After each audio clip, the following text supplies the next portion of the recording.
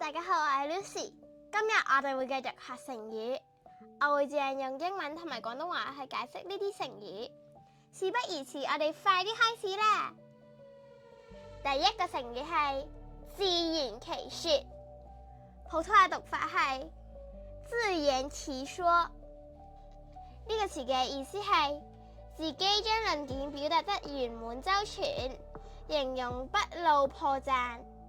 圓使圓滿，說觀點或者論點。呢個詞嘅英文係 to explain away in an inconsistency。呢度有兩個例句，分別係儘管你對這件事做了補充解釋，但還是不能自圓其說。同埋寫文章能提出新的觀點固然可貴，但也要能自圓其說才算寫得好。呢個詞嘅反義詞係自相矛盾。呢個詞嘅英文解釋係 This idiom refers to someone who gets caught saying something contradictory and then tries to reconcile it by making up an explanation or additional details to make their story seem believable or consistent. The literal translation is to make their words round or complete by oneself. In essence, it refers to covering up inconsistency by giving details or excuses on the spot to try to make the story complete and believable again.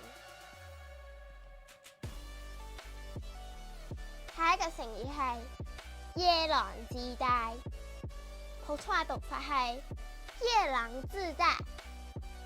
夜郎即係漢代西南邊境嘅一個小國。夜郎自大指夜郎國王妄自尊大，後嚟用夜郎自大比喻人見識短淺，狂妄自大。呢個詞係貶義，英文係 to be complacent and overconfident without justification。呢度有兩個例句，分別係強中更有強中手，儘管有少少成就，也千萬不可夜郎自大。同埋擴大視野，虛心學習別人的長處和經驗，可以避免夜郎自大。呢個詞嘅近義詞係妄自尊大同埋狂妄自大。呢個詞嘅反義詞係妄自菲薄、自輕自賤同埋虛懷若谷。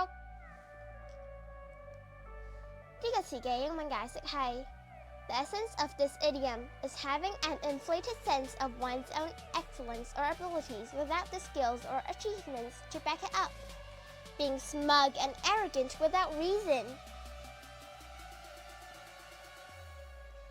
下一個成語係玩火自焚，普通話讀法係玩火自焚。呢個詞嘅意思係玩火嘅人反而燒死自己，比喻做危險或者害人嘅事情，最後將會自食惡果。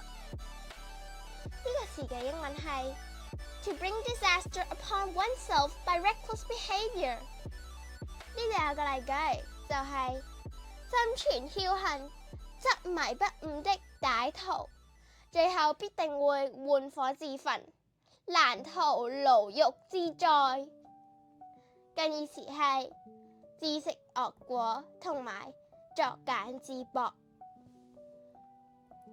呢個詞嘅英文解釋係 The literal translation of 玩火自焚 is to play with fire and burn oneself.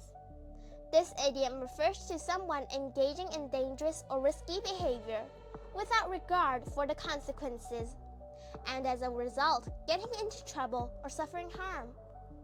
The essence captures the idea that reckless actions can lead to self-inflicted harm.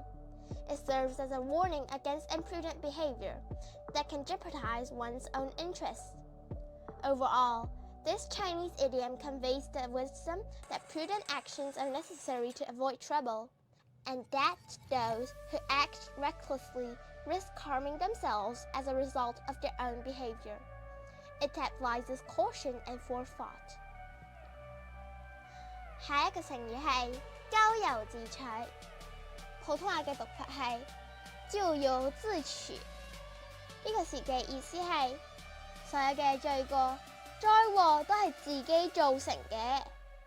英文係 to be responsible for one's own misfortune or to bring trouble on oneself。呢度有個例句，就係他到處為非作歹而被警察逮捕入獄，真是咎由自取。呢個詞嘅近義詞分別係自取其咎同埋罪有應得，反義詞係禍從天降。呢個詞嘅英文解釋係 This idiom conveys the idea that when someone experiences failure or gets into trouble, it is often because of their own actions and poor decisions. The essence of this idiom is personal accountability. It teaches that one should not blame others for the negative situations one finds oneself in, but rather reflect inwards and recognize the role one's own choices played in creating that outcome. In summary, 咎由自取 expresses the wisdom that we take shape our own fate based on our actions. It is wise to make prudent choices and take responsibility for poor decisions to avoid creating one's own misfortune.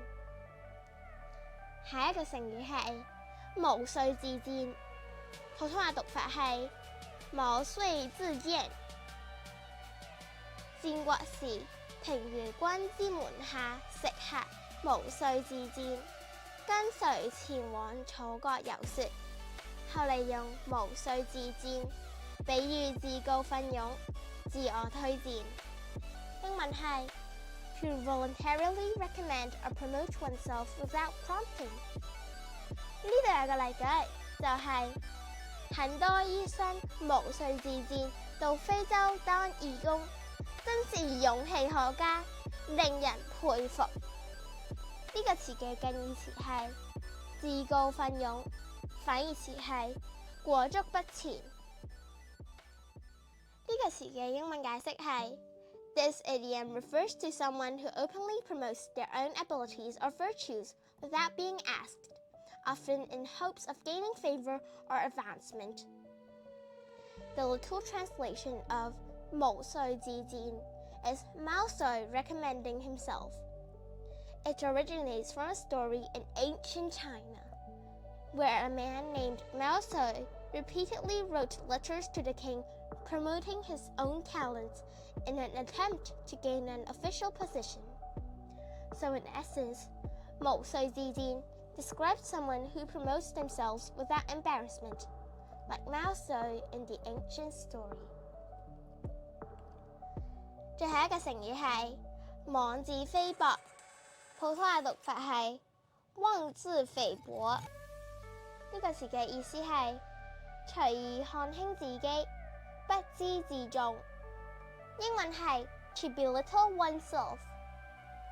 呢度有個例句，就係在這個世界上，每個人都有自己的優點，千萬不可妄自菲薄。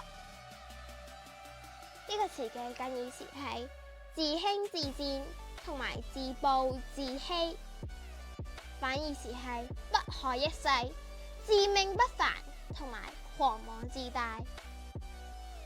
呢個詞嘅英文解釋係 The literal translation is groundlessly belittling oneself. It refers to someone who underestimates their own abilities or worth without justification. They put themselves down or think lowly of themselves, even though there's no reason to do so. The idiom tells us that one should not be overly modest or critical of one's own talents and virtues. Self-confidence balanced with humility is ideal. There's no need to be self-abasing or minimizing of one's strengths and talents. Know your own worth. 今日就係咁先啦。如果你哋鍾意嘅話，記得要訂閱同埋唔記得分享俾你哋嘅朋友知啊。拜拜。